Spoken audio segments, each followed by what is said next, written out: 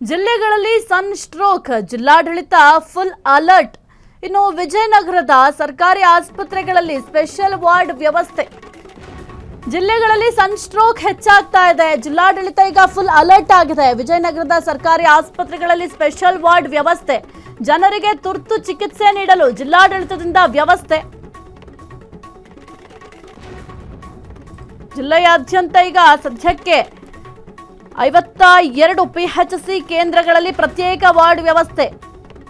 Juice, ಹಣ್ಣುಗಳ ಸೇವನೆ ಮೂಲಕ ದೇಹ ತಂಪಾಗಿರಿಸಿ.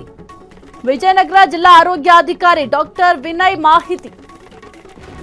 ಇನ್ನು ಜಿಲ್ಲೆಗಳಲ್ಲಿ ಸನ್ ಸ್ಟ್ರೋಕ್ ಪ್ರಕರಣಗಳು ಕೂಡ ದಿನದಿಂದ ದಿನಕ್ಕೆ ಹೆಚ್ಚಾಗ್ತಾ ಇದೆ.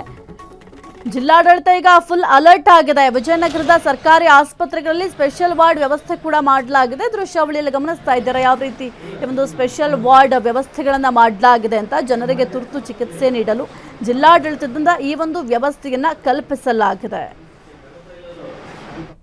ನಮಸ್ಕಾರ.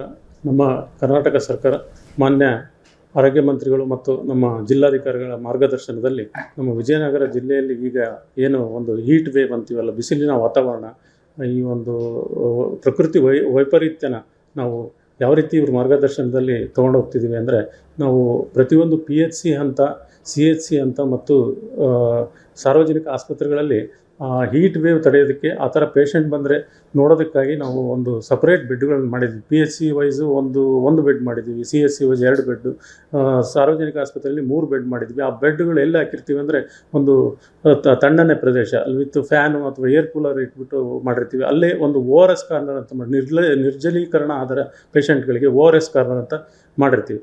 ಆಮೇಲೆ ಈಗ ಸದ್ಯದಲ್ಲಿ ನಮ್ಮಲ್ಲಿ ಯಾವುದೇ ಆ ರೀತಿ ಹೀಟ್ ವೇವ್ ಪೇಷಂಟ್ಗಳು ಯಾವುದು ಕಂಡು ಬಂದಿಲ್ಲ. ನಾವು ದಿನನಿತ್ಯ ವರದಿಯನ್ನು ಸರ್ಕಾರಕ್ಕೆ ಮತ್ತು ಜಿಲ್ಲಾ ಆಡಳಿತಕ್ಕೆ ಸಲ್ಲಿಸ್ತಾ ಇರ್ತೀವಿ. IHIP ಮೂಲಕ ಮತ್ತು ನಮ್ಮ ವೆಬ್ಸೈಟಲ್ಲಿ ಎಲ್ಲ ಕಡೆ ಸಲ್ಲಿಸ್ತಾ ಇದ್ದೀವಿ. ಬೆಳಿಗ್ಗೆ ಮತ್ತು ಸಂಜೆ ನಾವು ಸಲ್ಲಿಸ್ತಾ ಇರ್ತೀವಿ. ಮತ್ತು IEC ಅಂದರೆ ಪ್ರಚಾರಕ್ಕಾಗಿ ನಾವು ಕೆಲವು ಮೀಡಿಯಾ ಬೈಟ್ಗಳನ್ನು ಕೊಟ್ಟಿರ್ತೀನಿ ನಾನು ಜನಕ್ಕೆ ತಲುಪಲಿ ಅಂತ. ಮತ್ತು ನಮ್ಮ IEC ಮೂಲಕ ನಾವು ನಮ್ಮ ಆರೋಗ್ಯ ಕಾರ್ಯಕರ್ತರಿಗೆ, ನಮ್ಮ ಡಾಕ್ಟರ್ಸ್ ಏನೋ ಈಗಾಗಲೇ ಇಡೀ ರಾಜ್ಯದಂತ ಕೂಡ ಇವತ್ತು ಬಿಸಿಲಿನ ತಾಪಮಾನ ಹೆಚ್ಚಳವಾಗಿರುವಂಥದ್ದು. ಅದರಲ್ಲಿ ಉತ್ತರ ಕರ್ನಾಟಕ ಅಂದರೆ ಅದು ರಣ ಬಿಸಿಲಿರುವಂಥದ್ದು.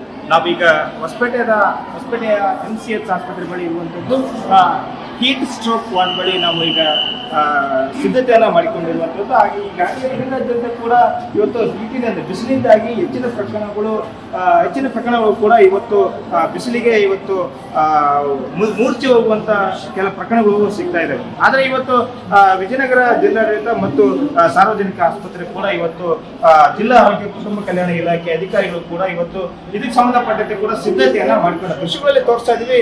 ತುರ್ತಾಗಿ ಬಂದಿರತಕ್ಕಂಥ ಏನು ರೋಗಿಗಳಿಗೆ ಇಲ್ಲಿ ಬಂದಿರತಕ್ಕಂಥ ಸಂದರ್ಭದಲ್ಲಿ ಅವರಿಗೆ ಅಗತ್ಯವಾಗಿರ್ತಕ್ಕಂಥ ಟ್ರೀಟ್ಮೆಂಟ್ ಅನ್ನ, ತುರ್ತು ಚಿಕಿತ್ಸೆ ನೀಡುವುದಕ್ಕೆ ಎಲ್ಲಾ ಸಿದ್ಧತೆಯನ್ನ ಈಗಾಗಲೇ DHO ಸಾರ್ವಜನಿಕ ಆಸ್ಪತ್ರೆ ಮತ್ತು ಎಲ್ಲವನ್ನ ಸಿದ್ಧತೆಯನ್ನು ಕೂಡ ಮಾಡಿಕೊಂಡು ದೃಶ್ಯಗಳಲ್ಲಿ ತೋರಿಸ್ತಾ ಇದೀವಿ.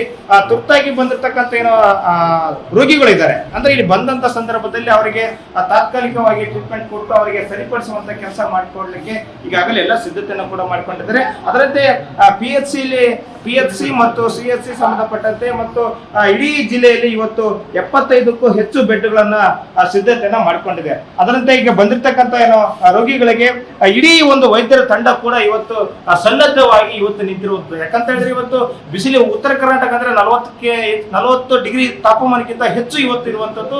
ಹಾಗಾಗಿ ಆ ನಿಟ್ಟಿನಲ್ಲಿ ಯಾವುದೇ ರೀತಿಯ ಅಹಿತಕರ ಘಟನೆ ಆಗಬಾರ್ದು, ಅದಕ್ಕೆ ಸಂಬಂಧಪಟ್ಟ ತೊಂದರೆ ಆಗಬಾರ್ದು ಅನ್ನೋ ಕಾರಣಕ್ಕಾಗಿನೇ ಇವತ್ತು ಇಡೀ ವೈದ್ಯರ ತಂಡ ಇವತ್ತು ಅದರ ಸಿದ್ಧತೆಯನ್ನ ಮಾಡಿಕೊಂಡಿದ್ದಾರೆ. ಇದಕ್ಕೆ ಸಂಬಂಧಪಟ್ಟಂತೆ ಕೂಡ ಈಗಾಗಲೇ DHO ಹೊಸದಾಗಿ ಬಂದಿರತಕ್ಕಂಥ DHO ಅವರು ಜೊತೆ ಇದ್ದಾರೆ, ಅವರನ್ನ ಮಾತಾಡಿಸುವಂತ ಪ್ರಯತ್ನ ಮಾಡೋಣ. ಸರ್, ಯಾವ ರೀತಿ ಸಿದ್ಧತೆ ಆಗಿದೆ ಮತ್ತು ಇಡೀ ಜಿಲ್ಲೆಯಲ್ಲಿ ವ್ಯವಸ್ಥೆ ಆಗಿದೆ ಸರ್? ಏನೆಲ್ಲ ಸಿದ್ಧತೆ ಮಾಡ್ಕೊಂಡಿದ್ದೀರಿ ಸರ್? ಈಗ ಕೇಂದ್ರ, ಸಮುದಾಯ ಕೇಂದ್ರ ಮತ್ತು ಸಾರ್ವಜನಿಕ ಆಸ್ಪತ್ರೆಗಳಲ್ಲಿ ಅದಕ್ಕಾಗಿ ಕೆಲವು ಬೆಡ್ಗಳನ್ನು ಮೀಸಲಿಟ್ಟಿದ್ದೀವಿ. ಒಂದು ಕೂಡಲೇ ನೋಡ್ತಕ್ಕಂಥದ್ದು, ಒಂದು ಕೂಡಲೇ ಅವರಿಗೆ ಒಂದು ರಿಹೈಡ್ರೇಷನ್ ಮಾಡೋದು, ಅವರಿಗೆ ಪ್ರಥಮ ಚಿಕಿತ್ಸೆ ಕೊಡ್ತಕ್ಕಂಥದ್ದು ನಮ್ಮ ಎಲ್ಲ ವೈದ್ಯಾಧಿಕಾರಿಗಳು ಸಿದ್ಧತೆ ಮಾಡ್ಕೊಂಡಿದ್ದಾರೆ.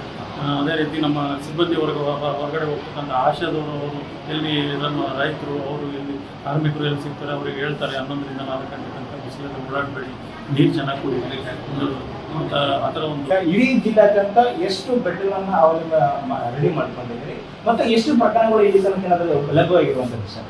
ಅದೇ ರೀತಿ ಈಗ ನಾನು ಹೇಳಿದಾಗೆ ನಮ್ಮ ಜಿಲ್ಲೆಯಲ್ಲಿ ಪ್ರಾಥಮಿಕ ಮೇಲಿನ ಹಂತದವರೆಗೆ ಟೋಟಲ್ ಒಂದು 70 ಮೇಲೆ 75 ತನಕ ನಾವು ಬೆಡ್ಗಳನ್ನು ಅಲಾಟ್ ಮಾಡಿದ್ದೀವಿ. ಅದಕ್ಕೋಸ್ಕರ ಪ್ರಥಮ ಕಂಡು ಬಂದಿಲ್ಲ. ನಾವು ಬೆಳಗ್ಗೆ ಮತ್ತು ಸಂಜೆ IHIB ವರದಿಯನ್ನು ನಾವು ಸರ್ಕಾರಕ್ಕೆ ಒಪ್ಪಿಸ್ತಾ ಇರ್ತೀವಿ. ಯಾವುದೇ ಕೇಸ್ ಬಂದರೂ ಕೂಡ ಏನೋ ಇದಿಷ್ಟು ಇವ್ರು ಹೇಳುವಂಥದ್ದು ಇದಕ್ಕೆ ಸಂಬಂಧಪಟ್ಟಂತೆ ಕೂಡ ಯಾವುದೇ ತುರ್ತಾಗಿ ರೋಗಿಗಳು ಬಂತಂತ ಹೇಳಿದ್ರೆ ಅವರಿಗೆ ಎಲ್ಲ ಕೂಡ ನಾವು ಸಿದ್ಧತೆ ಮತ್ತು ತುರ್ತಾಗಿ ಚಿಕಿತ್ಸೆ ನೀಡಲಿಕ್ಕೆ ಎಲ್ಲ ಸಿದ್ಧತೆ ಮಾಡ್ಕೊಂಡಿದ್ದೀವಿ. ಇಡೀ ಜಿಲ್ಲೆಯಾದ್ಯಂತ 75ಕ್ಕೂ ಹೆಚ್ಚು ಬೆಡ್ಗಳನ್ನ ಸನ್ಸ್ಟ್ರೋಕ್ ನಿವಾರಣೆ ಮಾಡಲಿಕ್ಕಾಗಿ ಸಿದ್ಧತೆಯನ್ನ ಮಾಡ್ಕೊಂಡಿವಿ ಅನ್ನೋ ಮಾತನ್ನು ಕೂಡ ಈ ಸಂದರ್ಭದಲ್ಲಿ ಹೇಳಿರುವಂಥದ್ದು. Bhimraj, freedom TV, Vijayanagara. ಕ್ಷಣ ಕ್ಷಣದ ಸುದ್ದಿಗಳಿಗಾಗಿ ಫ್ರೀಡಂ ಟಿವಿ ಸಬ್ಸ್ಕ್ರೈಬ್ ಮಾಡಿ, ಲೈಕ್ ಮಾಡಿ ಹಾಗೂ ಫಾಲೋ ಮಾಡಿ. ಹೊಸ ಸುದ್ದಿಗಳ ನೋಟಿಫಿಕೇಶನ್ಗಾಗಿ ಬೆಲ್ ಐಕಾನ್ ಮೇಲೆ ಕ್ಲಿಕ್ ಮಾಡಿ.